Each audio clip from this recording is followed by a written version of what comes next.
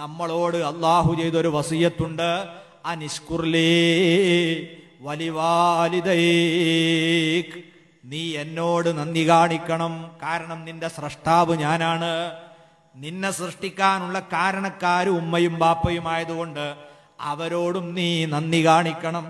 അള്ളാഹു നമുക്ക് തരുന്ന ഉപദേശമാണ് ഇലയ്യൽ മസീർ.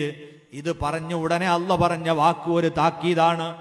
എന്നിലേക്കാണ് നിന്റെ മടക്കമെന്ന് നീ മറക്കരുത്.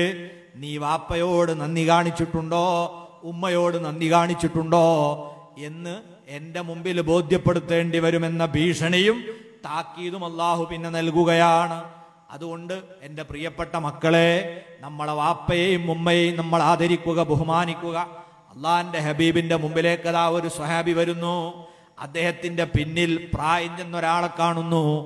ഒറ്റ നോട്ടത്തിൽ തന്നെ റസൂലുള്ളാഹിക്ക് മനസ്സിലായി മുന്നിൽ നടക്കുന്നത് മകനാണ്, പിന്നിൽ വരുന്ന പ്രായമുള്ളയാള് വാപ്പയാണ്. അവിടുന്ന് ചോദിച്ചു, നിന്റെ പിന്നിൽ ആരാണ് വരുന്നത്? അയാള് പറഞ്ഞു, എന്റെ വാപ്പയാണ് നബിയേ. റസൂലുള്ളാഹി തങ്ങൾ താക്കീത് കൊടുത്തു, മേലിൽ പിതാവിനെ പിന്നിൽ നടത്തി നീ മുന്നിൽ നടന്നു പോകരുത് കേട്ടോ.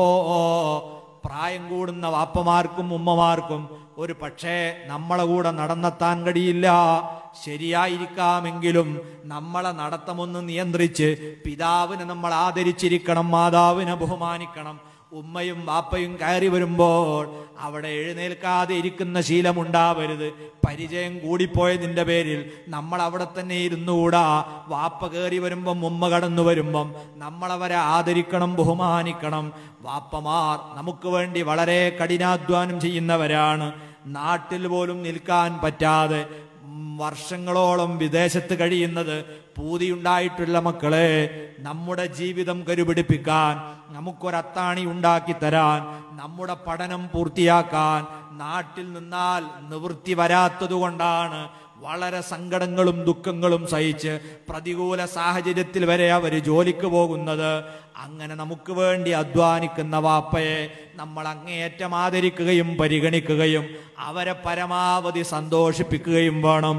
അവർ പറയുന്നത് അനുസരിക്കുകയും അവർക്ക് വേണ്ടി എപ്പോഴും നമ്മൾ പ്രാർത്ഥിക്കുകയും വേണം. അതുപോലെ നമ്മുടെ പ്രിയപ്പെട്ട ഉമ്മമാർ, അവർ സഹിച്ച ത്യാഗത്തിന്റെ കഥയാണ് നമ്മൾ ആദ്യം പറഞ്ഞത്. ഇത്രമേൽ നമുക്ക് വേണ്ടി കഷ്ടപ്പെട്ട ആ ഉമ്മയും ബാപ്പയും അവരാണ് നമ്മെ നാമാക്കി വളർത്തിയെടുത്തിട്ടുള്ളത്.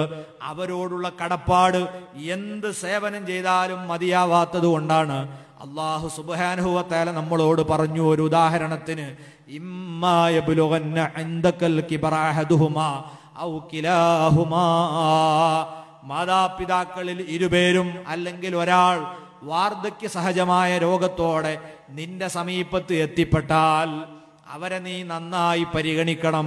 കാരണം നീ കുരുന്നായ കാലഘട്ടത്തിൽ എങ്ങനെയായിരുന്നോ ആ അവസ്ഥയിലാണ് ഇന്ന് നിന്റെ വാപ്പയും ഉമ്മയും ഉള്ളത്.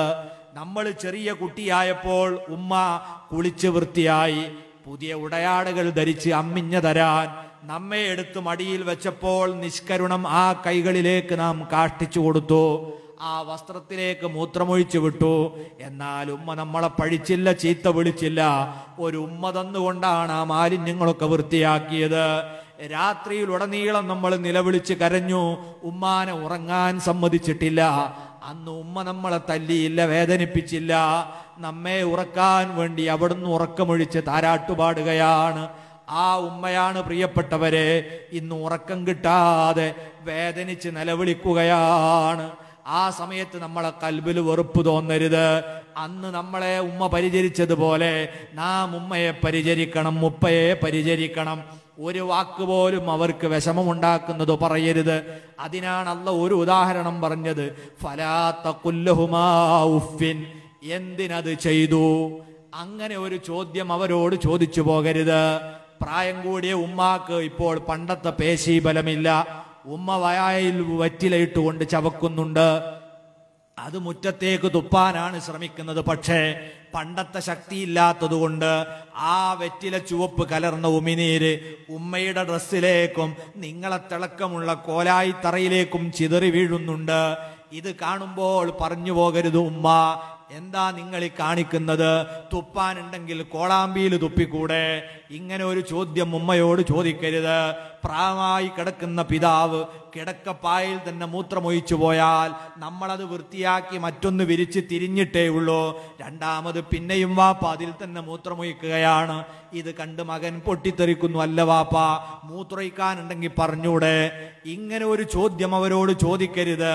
മറിച്ച് വഖുല്ലഹുമാ ഖൗലൻ കരീമാ, വളരെ മാനമായ വർത്തമാനം മാത്രം പറയുക. സാരല്ല വാപ്പാ, നിങ്ങളൊന്ന് നീങ്ങിക്കിടക്കി, ഞാൻ ഈ വിരിപ്പ് മാറ്റിത്തരാം. പ്രശ്നമല്ല ഉമ്മ, ഞാൻ തുടക്കാം, ഞാൻ കോളാമ്പി കൊണ്ടുതരാം. ഇങ്ങനെ സ്നേഹം പുരിക്കുന്ന വർത്തമാനങ്ങളല്ലാതെ ഉമ്മയോടും വാപ്പയോടും ഒരു ഘട്ടത്തിലും പറഞ്ഞു പോകരുത്. മാത്രമല്ല, ഇങ്ങനെ എത്ര നിങ്ങൾ അവരോട് വിനയം കാണിച്ചാലും മതിയാകുകയില്ല. വഖ്ഫിദ് ലഹുമാ ജനാഹദ്ദുല്ലി, വിനയത്തിന്റെ ചിറക് അവരെ മുമ്പിൽ നിങ്ങൾ താഴ്ത്തി കൊടുക്കുക. മനുഷ്യന് ചിറകില്ല, അത് പക്ഷികൾക്കാണ്. പിന്നെ എന്തിനാ നമ്മളോട് ചിറകു താഴ്ത്താനല്ല പറഞ്ഞത്? അതൊരു പ്രയോഗമാണ്. സാധാരണ കോഴിയമ്മ തൻ്റെ മക്കൾക്ക് വേണ്ടി ചിറക് വിരിച്ചു കൊടുക്കാറുണ്ട്. ഒന്ന് എന്തിനാണ്? ഇവർക്ക് സംരക്ഷണമാണ്. ചിറക് വിരിച്ച് സംരക്ഷണം കൊടുക്കുന്നു. കാക്കയോ പരുന്തോ പറക്കുന്നത് കണ്ടാൽ ചിറക് പൊക്കിയിട്ട് മക്കൾക്ക് അഭയം നൽകുകയാണ്. ഇതുപോലെ ഉമ്മമാർക്ക് സുഖമില്ലാതെയായാൽ, വാപ്പമാർക്ക് അസുഖം വന്നാൽ വൃതസദനത്തിൽ കൊണ്ടിടുകയല്ല, അല്ലെങ്കിൽ തിരിഞ്ഞു നോക്കാതിരിക്കുകയല്ല, അല്ലെങ്കിൽ വാപ്പാക്ക് സ്വത്തില്ല, ഉമ്മക്ക് പറമ്പില്ല, ഉള്ളത് ചില ആളുകൾക്കൊക്കെ കൊടുത്തിട്ടുണ്ട് എന്ന് പറഞ്ഞ് ഉമ്മാനെ വഴിയാധാരമാക്കുകയല്ല. ആ ഉമ്മാക്ക് ഒരു കോഴിയമ്മ അതിന്റെ മക്കൾക്ക് സംരക്ഷണം കൊടുക്കുന്നത് പോലെ വഖ്ഫിദ് ലഹുമാ ജനാഹദ്ദുല്ലി, ചിറക് വിരിച്ച് സുരക്ഷാ കവചം നിർമ്മിക്കണം. ഇതിനു പുറമെ കോഴികൾ ചിറക് വിരിച്ചു കൊടുക്കൽ എന്തിനാണ്? മക്കൾക്ക് പുറത്തു കയറി നിൽക്കാനാണ്. യഥേഷ്ടം തന്റെ പുറത്ത് കയറിയിട്ട് തുള്ളിക്കളിക്കാൻ കോഴിയമ്മ അവസരം കൊടുക്കാറുള്ളത് പോലെ വാപ്പക്ക് എന്തും പറയാം, ഉമ്മാക്ക് എന്തും പറയാം. എന്തു പറഞ്ഞാലും അതിനെ ചോദ്യം ചെയ്യാൻ നമുക്ക് അവകാശമില്ല. നമ്മുടെ സമ്പത്തെടുത്ത് വാപ്പക്ക് ഉപയോഗിക്കാം, ഉമ്മക്ക് ഉപയോഗിക്കാം. കാരണം ഉമ്മയുടെയും വാപ്പയുടെയും അവകാശമാണത്. നാമും നമ്മുടെ സമ്പത്തും അവർക്ക് അവകാശപ്പെട്ടതാണ്. അതുകൊണ്ട് പ്രിയപ്പെട്ട ചെറുപ്പക്കാരെ, വാപ്പയെ നോക്കിയതിന് കണക്ക് പറയണ്ട, ഉമ്മക്ക് മരുന്ന് വാങ്ങിയത് ഞാനാണെന്ന് പറഞ്ഞ് കണക്ക് പറയണ്ട. അതൊക്കെ അവരുടെ അവകാശമാണ്.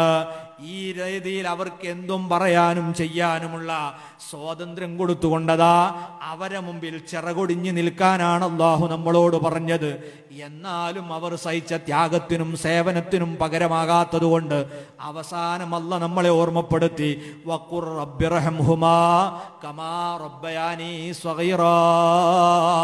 പടച്ചവനെ, എനിക്കൊരിക്കലും ഇവർക്ക് ആവശ്യമായ സേവനം ചെയ്ത് അവരെ തൃപ്തിപ്പെടുത്താനും കഴിയില്ല. അതുകൊണ്ട് ഞാൻ നിന്നെ ഏൽപ്പിക്കുകയാണ്. റബ്ബിർഹംഹുമാ, എൻ്റെ ഉമ്മക്കും വാപ്പക്കും നീ കരുണ ചൊരിയണം. കമാ റബ്ബയാനി സ്വഗീറാ, ഞാൻ ചെറിയ കുരുന്നായ കാലത്ത് അവരെനിക്ക് വേണ്ടി എത്രയോ കഷ്ടപ്പെട്ടിട്ടുണ്ട്. അതിന് പകരം നീയാണ് അവർക്ക് റഹ്മത്ത് ചൊരിയേണ്ടതെന്ന് പറഞ്ഞ് അള്ളാഹുവോട് ദുആ ചെയ്യുന്ന നല്ല മക്കളായി നമ്മൾ മാറണം. മാതാപിതാക്കളെ പൊരുത്തമില്ലെങ്കിൽ നമുക്ക് റസൂലിന്റെ പൊരുത്തമില്ല, അള്ളാഹിന്റെ പൊരുത്തമില്ല. അവിടുന്ന് പറഞ്ഞത് ഉമ്മയുടെ പൊരുത്തത്തിലാണ്, വാപ്പയുടെ പൊരുത്തത്തിലാണ് അള്ളാഹുവിന്റെ പൊരുത്തമുള്ളത്. അവരെ പൊരുത്തം വാങ്ങുന്ന മക്കളിൽ അള്ളാഹു നമ്മളെ പെടുത്തട്ടെ. ജീവിച്ചിരിക്കുന്ന ഒരു ഉമ്മയെയും വാപ്പയെയും ഇനിമേലിൽ വേദനിപ്പിക്കുന്ന ഒരു വാക്ക് പോലും പറയില്ലെന്ന് നമ്മൾ പ്രതിജ്ഞ ചെയ്യുക. വല്ലതും സംഭവിച്ചു പോയിട്ടുണ്ടെങ്കിൽ തുറന്നു പറഞ്ഞ് അവരെ സമ്മതവും പൊരുത്തവും വാങ്ങുക.